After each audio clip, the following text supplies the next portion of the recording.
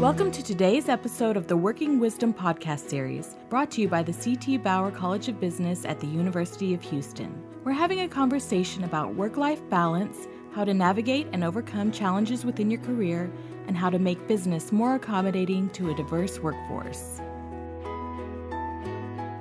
Hello, everyone, and welcome to this morning's Working Wisdom podcast from the Bauer College of Business. My name is Sobia Mohammad, and I'm a marketing major with a minor in human resource management and sales.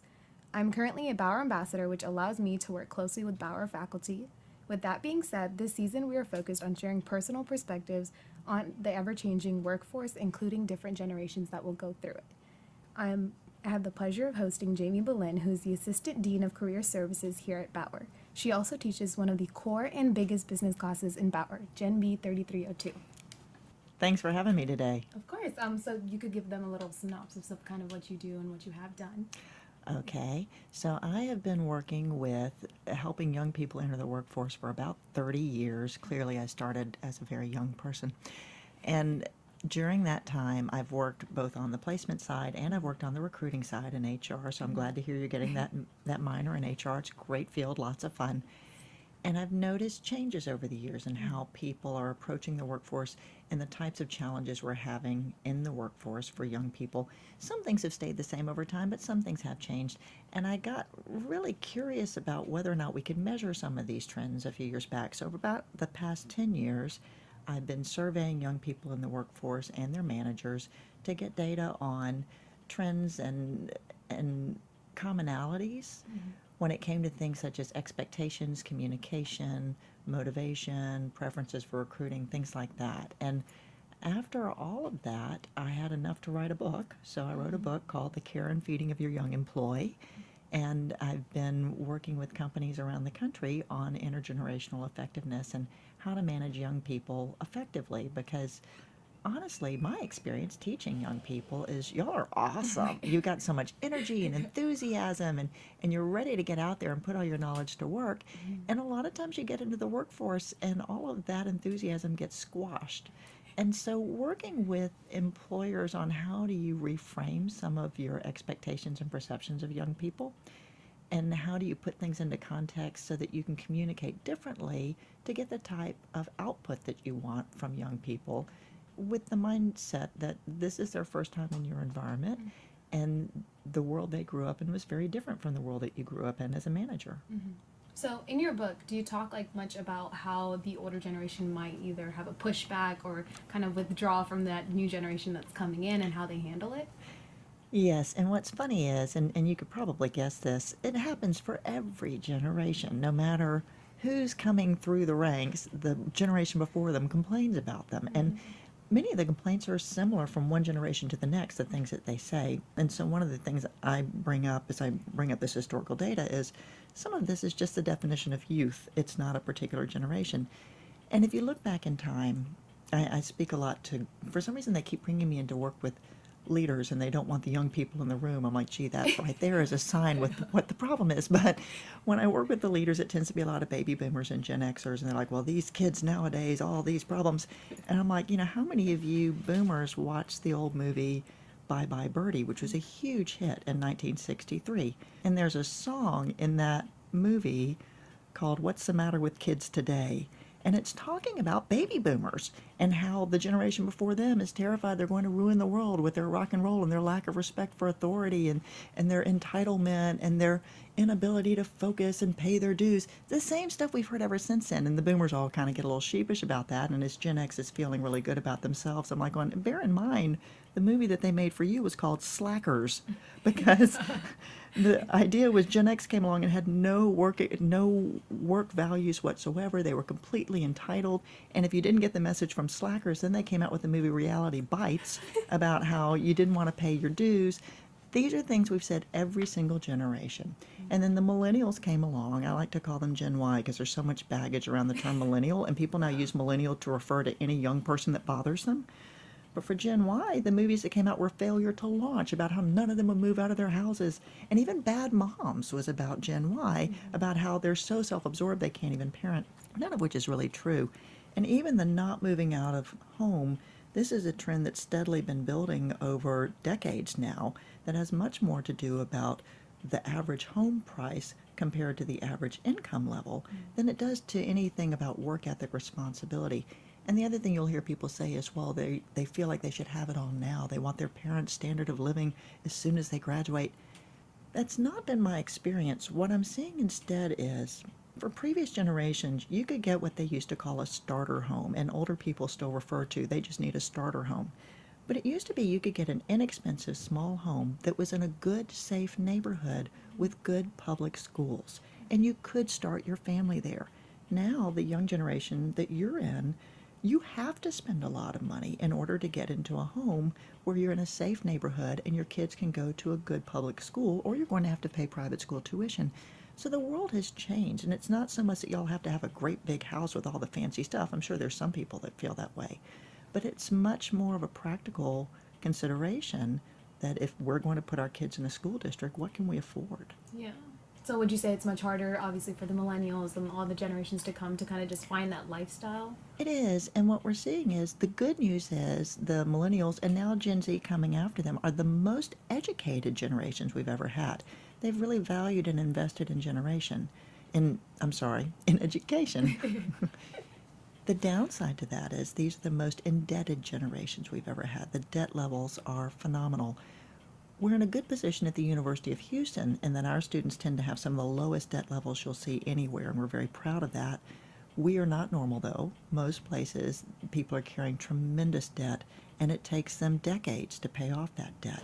And while they're trying to get out from under their debt load, they're figuring out, how am I going to pay my bills? And often it comes down to, I may have to move back in with my parents while I'm working full time in order to pay my debts, so that I can continue on to have the type of life, even the type of progression that my family had before me. Mm-hmm. So have you come across these students, like in, for example, your Gen B class, have you come across those type of students who like have that situation, but obviously want you to connect them with that company that'll hopefully give them that pay value or even just the core values?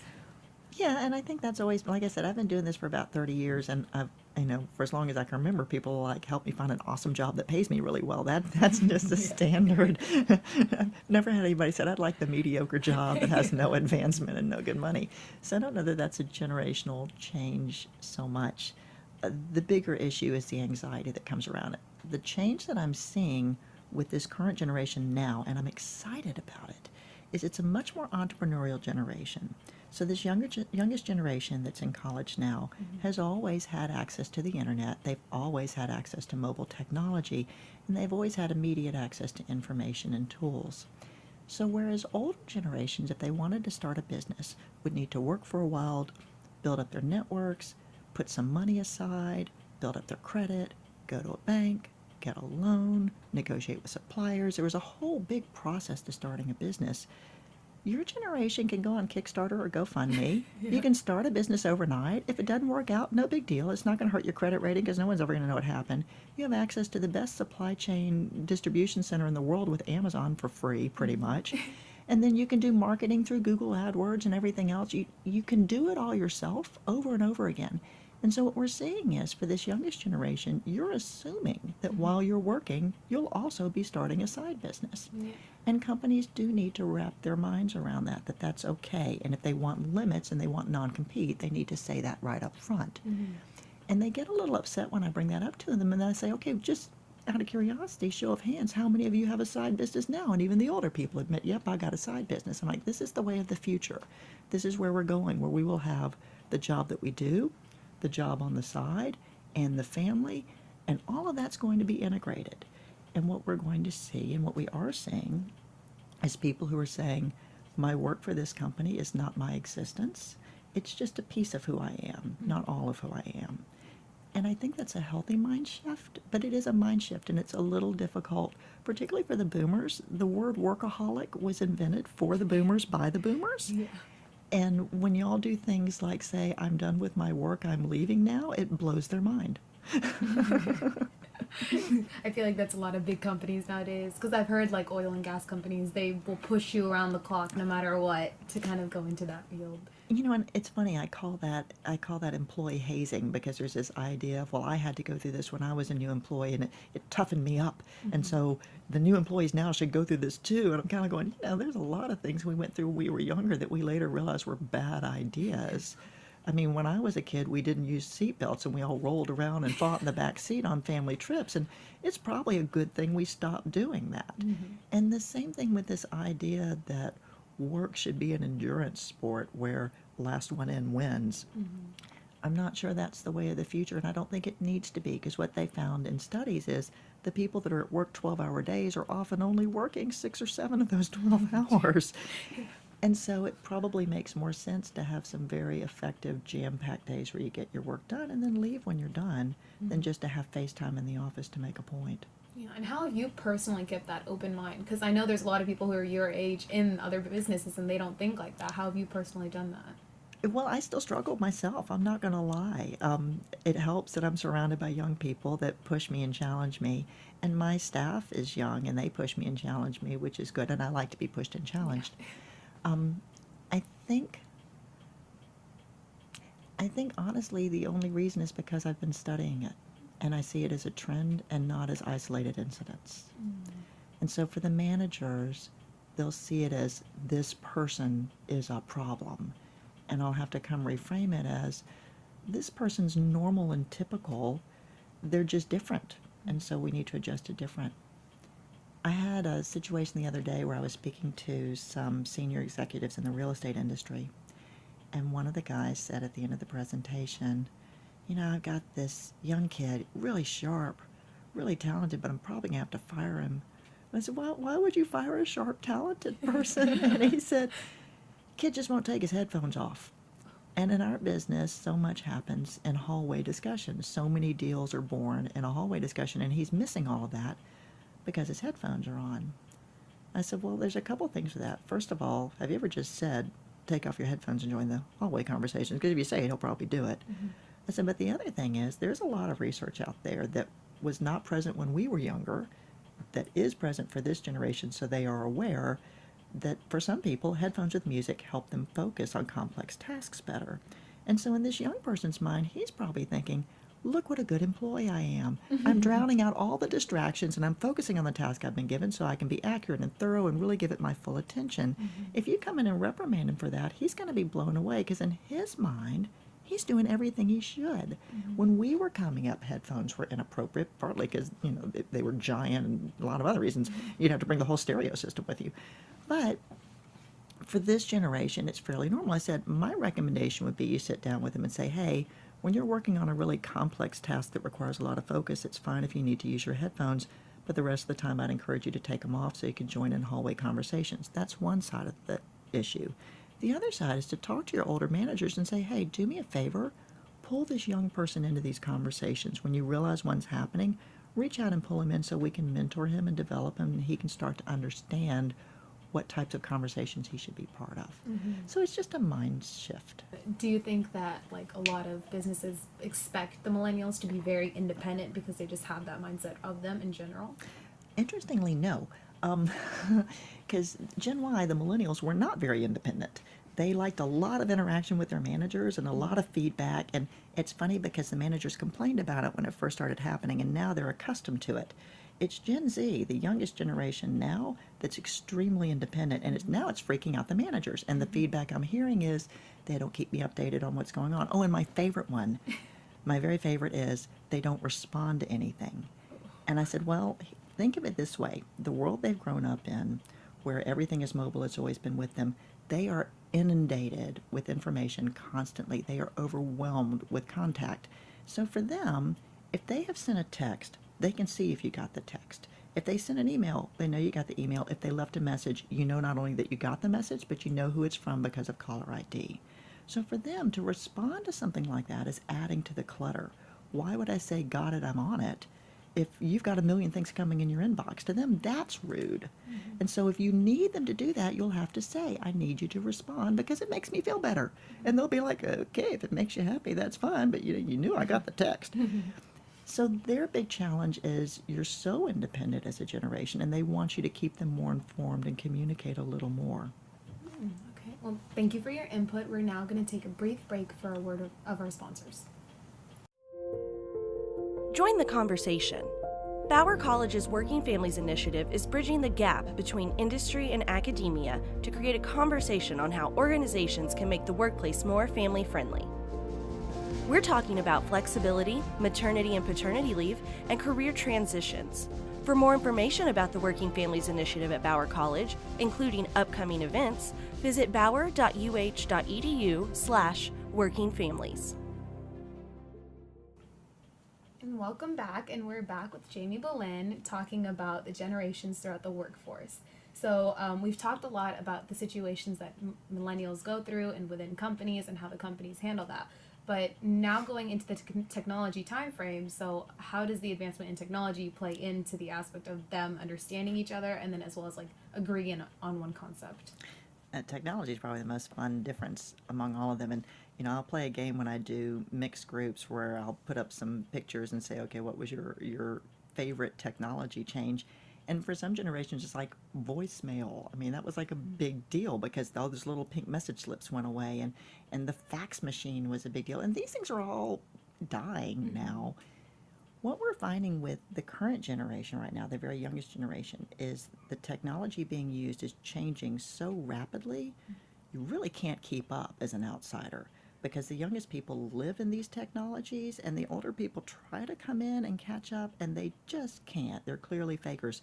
And so one of the things I always tell them is you've got to have young people on your team that speak these, not programming languages, but just like app languages almost, that understand how these things work and how they're used so they can help you decide how and if to use these technologies. Because what we're seeing is companies will try to jump on the bandwagon with, oh, everyone's in Snapchat, we're all going to jump on Snapchat.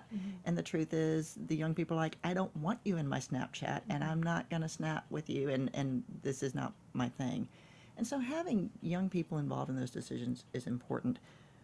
And also, again, recognizing you can't possibly keep up with them because it's changing too fast. In one of my surveys, just between 2011 and 2017, so a 6-year time period, I was asking young people, what technologies do you use on a frequent and regular basis?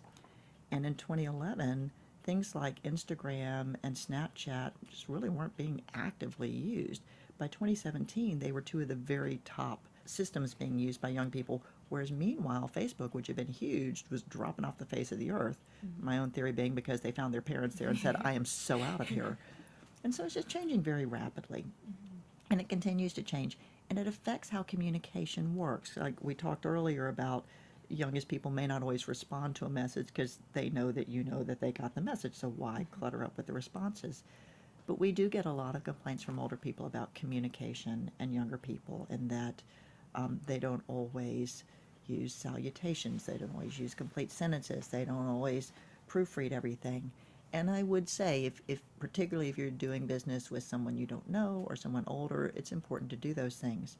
But some of that, as I remind them, is these are generations that grew up writing letters, tons of letters. In fact, the other day I found shoeboxes of old letters in my closet, and my daughter, who's 16, said, what is that? I said, these are letters. We used to mail them all the time. And she said, well, why would you do that? It looks like it took a long time. I said, it did take a long time. It was a real pain in the rear. Then you had to wait like a week to get a response. But that process was how business was done. And so even when email came along, we continued to treat it like we were writing a letter. I think that will change and evolve as more young people move into the workforce, but it hasn't fully evolved yet. So we see that disconnect right now in how communication is handled. And would you say that it's more of the millennials' job to kind of understand how the older generation still works and the traditions that we still carry on, or would you say that it's more so the older generation getting the aspect of that people are changing and we need to change too? I think it's twofold.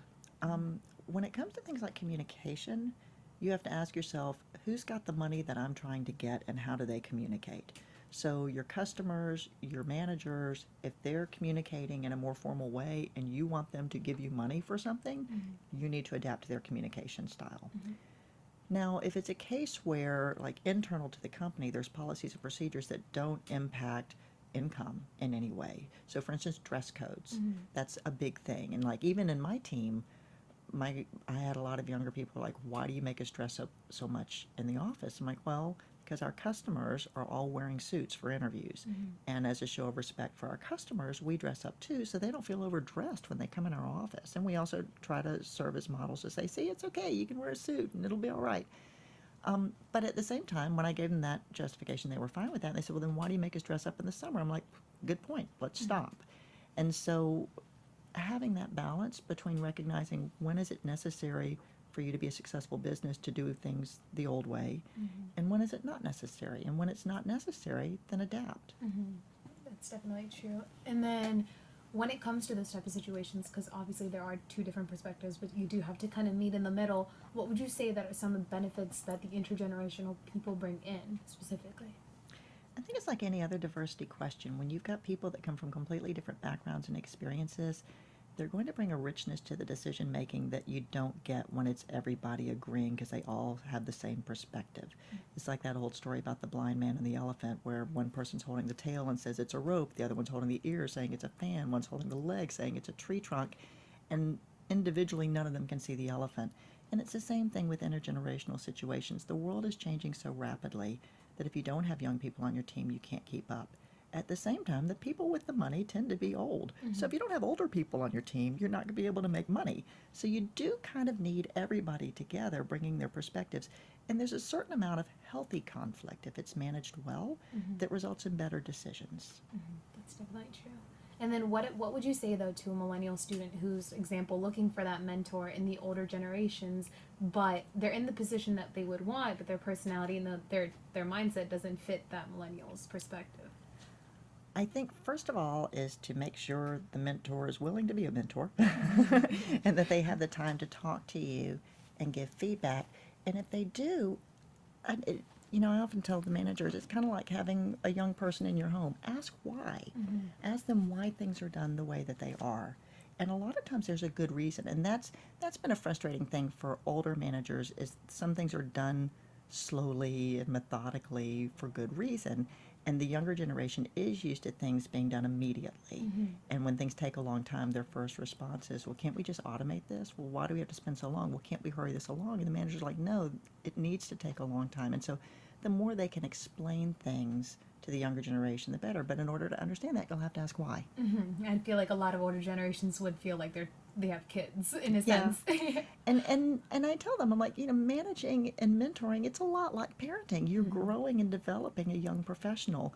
And to think that they came to you fully formed is naive, because if they were fully formed, they wouldn't work for what you're paying them.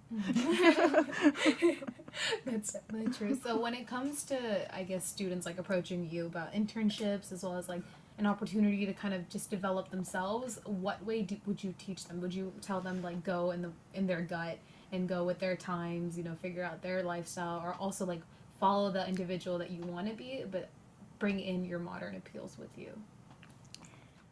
I think you need to, at least the first 90 days in a new job, I recommend to anyone, listen, learn, ask a lot of questions, but don't act like you have the answers yet, because you don't.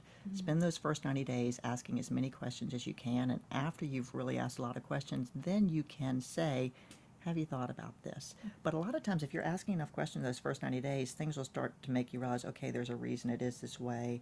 I'm not going to go down that path. But take a good 3 months before you start to show off your knowledge, because they'll respect you more for it. It's frustrating to older people, because young people come in with so much enthusiasm from all of their classes and what they've learned, and they want to show off that knowledge. And if you've ever had a new manager come in to supervise you that came in from the outside, and they try to change everything even though you've been there for a while, and it's so frustrating because you're like, you just got here. They feel the same way with a new employee. It's kind of like, you just got here, take some time, learn the ropes. So take 90 days, ask a lot of questions, then work on adding value. The other piece of advice that I give to young people, just to help them be more successful in general, because like I said, the biggest complaint is around communication. Read books, like full books, not articles and magazines, books, because the reading will help with vocabulary and grammar and spelling and context. And it's so critical to be able to write still. That skill is going to continue to be important for a good while yet. And it's not one that we're practicing as much as we used to in previous generations. And so the younger generations going in the workforce are often coming in a little behind the curve when it comes to writing. So the more you read, the more successful you can be in that area. And what books would you recommend other than your very own? Of course. There's a lot of good business books, and so find the things that you would enjoy personally. Right now I'm reading How Women Rise, which I love, and I think it'd be good for a lot of men too. But the same author wrote What Got You Here Won't Get You There, which is wonderful for people that have risen to a certain level and now they're moving into a leadership position. The First 90 Days is a great book for people starting a job because it talks about what to do in the first 90 days. The Happiness Advantage by Sean Aker, that's a wonderful book. But there's a lot of really good books out there, just depending on what you're interested in. Okay, well, noted. And so I know you teach Gen B. I'm actually currently in your class. Yay! So would you say that, I know a lot of people build their foundation off of your Gen B class and they constantly reference it throughout their whole college career because I've heard it a lot. Would you say that there are things that you might be adding into the curriculum in the future, or like there are things that are also changing within that curriculum that people need to know as the generations go on? I'm constantly revising the curriculum based on feedback from employers. The biggest change that y'all see is the stories that I tell. So the stories are always, and I tell a lot of stories in class. And so it's kind of whatever I'm hearing from the employers right now, those are the stories that go into the class. The general concepts don't change that much over time, but the specific context for those concepts changes with the generations. And so I find myself adapting the stories to be more relevant to where you are. Okay, and then I guess I would say that since you are the head of the Rockwell Career Center, how do you see, like, what kind of companies, are there newer companies coming in, and then like what specifically do they look for in your students that you try to like shape the students into?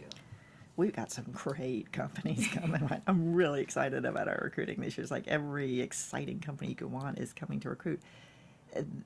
It's the usual, though. They assume you're going to have the technical competency if you manage to graduate in your major and have a decent GPA.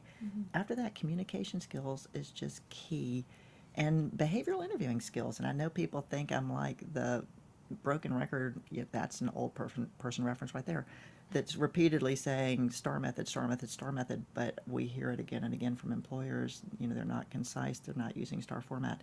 So being able to tell your stories concisely and effectively with a beginning and a middle and an end, that's something they're looking for because it shows communication skills.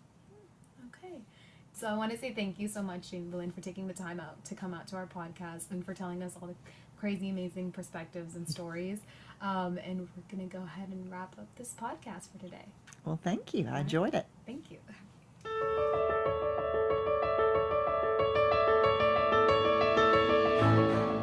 Thank you for listening to today's episode of the Working Wisdom podcast series from the C.T. Bauer College of Business, brought to you by the Working Families Initiative. The initiative aims to provide support and access for women in business school and the workforce, and to generate research that organizations can use to implement policies and standards to benefit a diverse workforce. For more information about Bauer College and this podcast series, visit www.bauer.uh.edu/podcast.